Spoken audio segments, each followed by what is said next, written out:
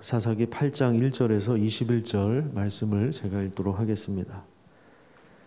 에브라임 사람들이 기드온에게 이르되 내가 미디안과 싸우러 갈 때에 우리를 부르지 아니하였으니 우리를 이같이 대접함은 어찌 됨이냐 하고 그와 크게 다투는지라. 기드온이 그들에게 이르되 내가 이제 행한 일이 너희가 한 것에 비교되겠느냐.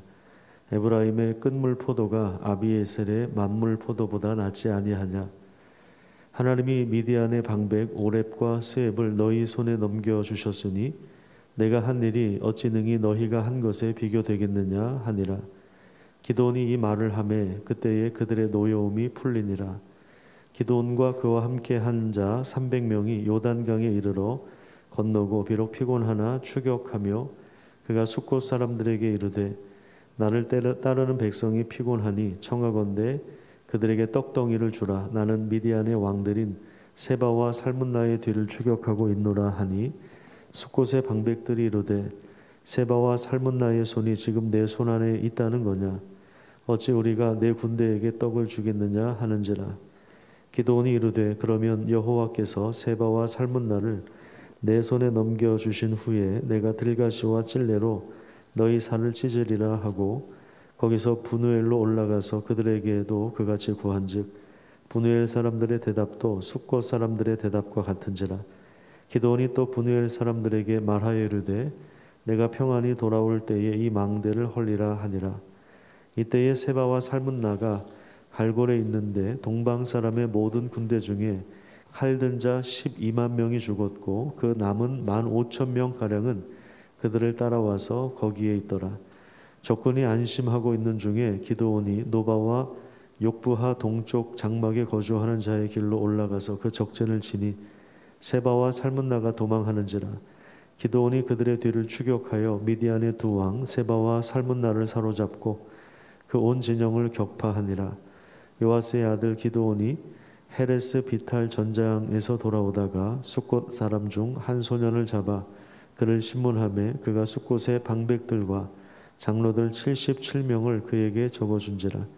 기드온이 숫곳 사람들에게 이르러 말하되 너희가 전에 나를 희롱하여 이르기를 세바와 살문나의 손이 지금 내 손 안에 있다 하는 거냐.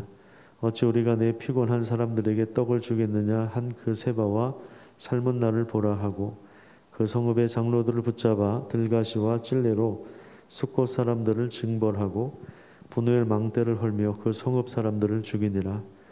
이에 그가 세바와 살문나에게 말하되 너희가 다볼에서 죽인 자들은 어떠한 사람들이더냐 하니 대답하되 그들이 너와 같아서 하나같이 왕자들의 모습과 같더라 하니라.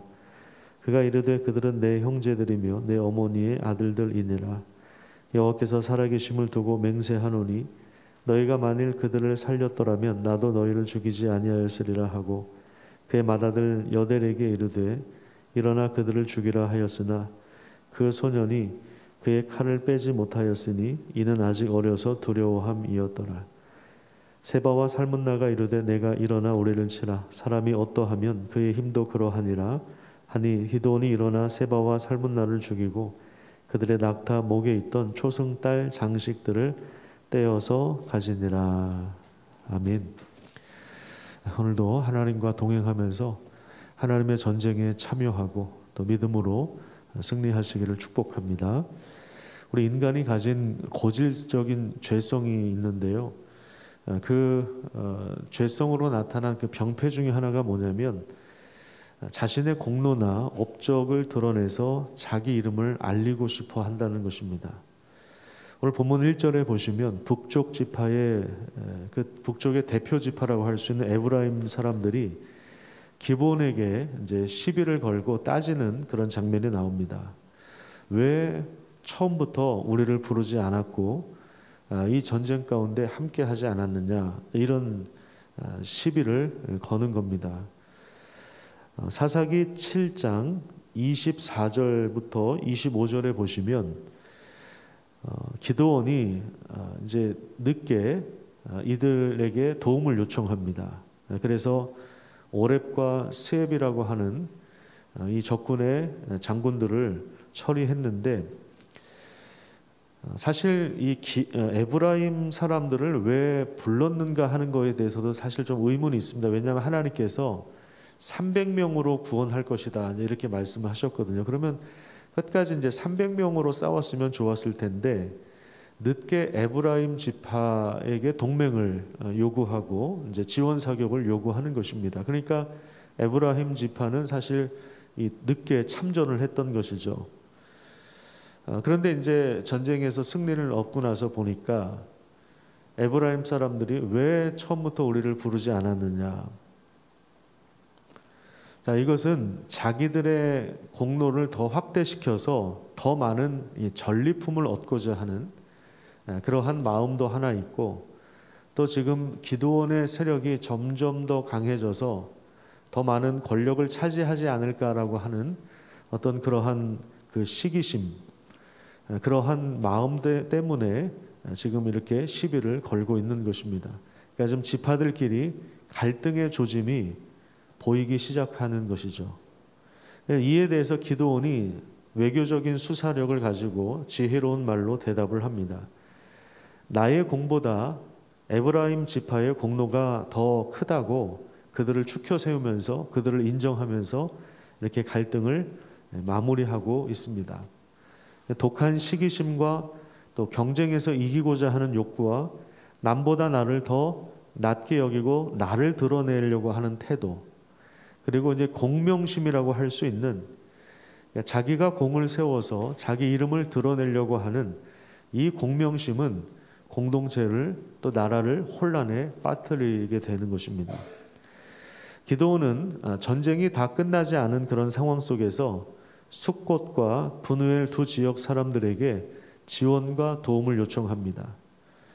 그러니까 이미 전쟁에서 큰 승리를 얻었지만 아직도 적군의 숫자가 10,000명 이상이 남아 있습니다. 그리고 적군의 장군들이 아직 살아 있습니다. 그래서 그들을 계속해서 추격하고 있습니다. 5절을 보시면 나를 따르는 백성들이 피곤하기 때문에 좀 떡을 달라고 그렇게 요청을 하고 있습니다.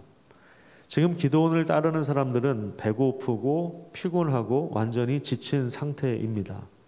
그것을 알고 있었어요. 자기와 함께하는 그 300명의 군사들이 지금 굉장히 지쳐있는 상태라는 것을 기드온이 알고 있었습니다. 그런데도 기드온이 지금 세바와 살문나의 뒤를 끝까지 추격하여서 결국에 그들을 이제 죽이려고 하는 것입니다.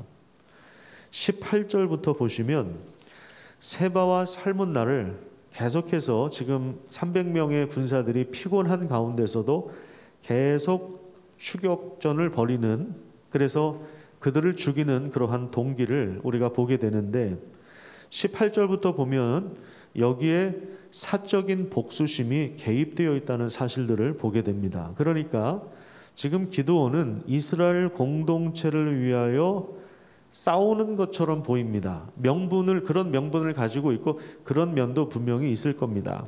그런데 사적인 이유, 그러니까 사적인 복수심, 자기 형제들을 쳤기 때문에 원수를 갚으려고 하는 어떤 그러한 사적인 복수심도 들어가 있는 거예요. 그래서 지금 지쳐있는 300명의 군사들을 동원해서 지금 사적인 복수를 하려고 하는 것입니다. 그러니까 겉으로 볼 때는 분명히 하나님을 위한 명분도 있지만 그 안에 숨겨진 욕망과 동기를 가지고 있다는 것을 성경이 지금 고발하고 있는 것입니다.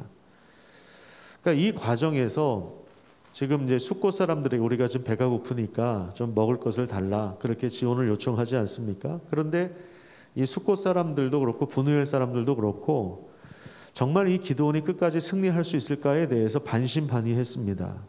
만약에 우리가 저들을 도와줬는데 미디안의 손에 저들이 패하면 미디안으로부터 보복을 당할 수 있기 때문에 그 두려워서 거절하게 됩니다. 이 사람들은 지금 하나님이 행하시는 싸움이 뭔지를 모르니까 인간적인 잣대로 계산을 하고 있는 것입니다.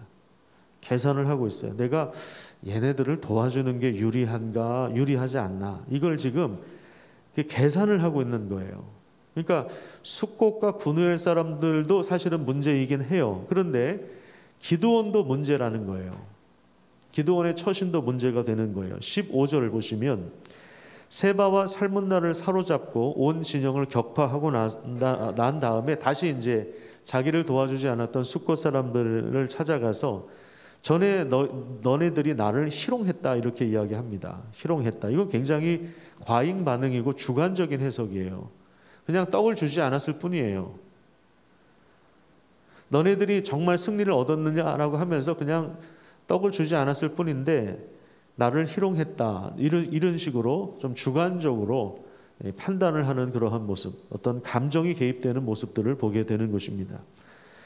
자, 그 다음에 이제 18절부터 21절에 보시면요. 세바와 살문나를 죽이는 이 과정에서 기드온이 왕자 같은 모습을 하고 있었다는 사실들을 보게 됩니다. 이건 무슨 얘기냐면 기드온이 왕자라는 그런 얘기가 아니라 지금 다른 백성들과는 다른 복장을 하고 있는 거예요. 다른 백성들과는 다르게 누가 봐도 지금 권력을 가진 사람이라고 하는 것을 알 수 있는 것입니다. 그래서 이제 이 적군들을 붙잡았을 때 마지막에 자신의 그 마다들로 하여금 적군의 장군들의 목을 치게 합니다. 그런데 아들은 두려워서 칼을 빼지를 못해요. 그러니까 이제 기드온이 자기가 칼을 빼서 그들을 죽인 다음에 그들의 장신구를 자기가 취합니다.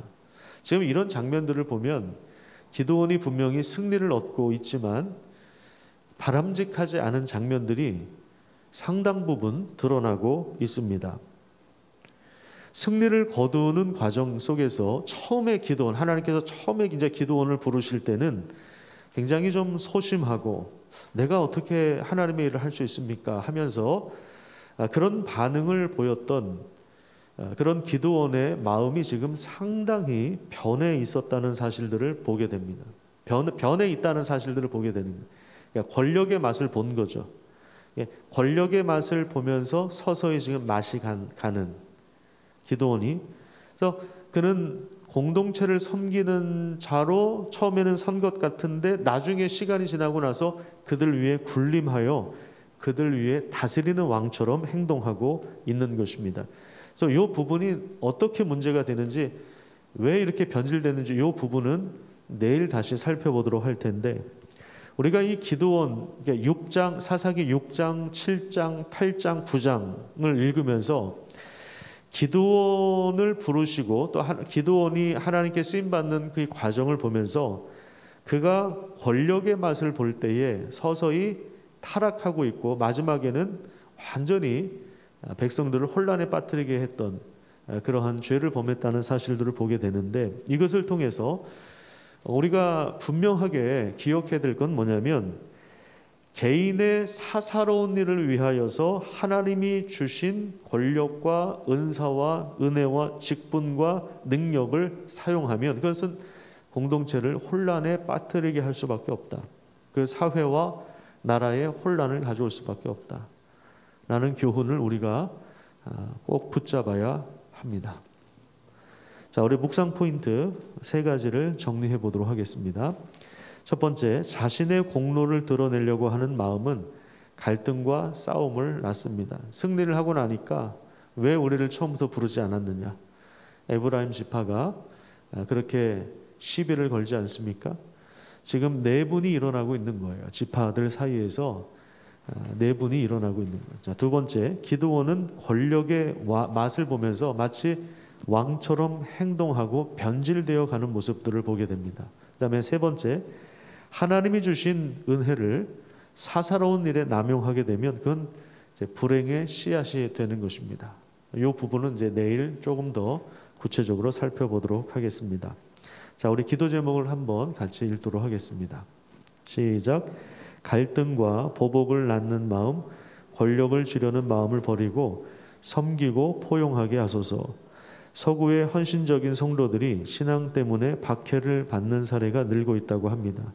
기독교 국가였던 곳에서 증가하는 법적인 제재, 비성경적인 세계관의 공격들이 멈춰지고 성도들이 믿음을 잘 지켜가도록 은혜 베풀어 주십시오.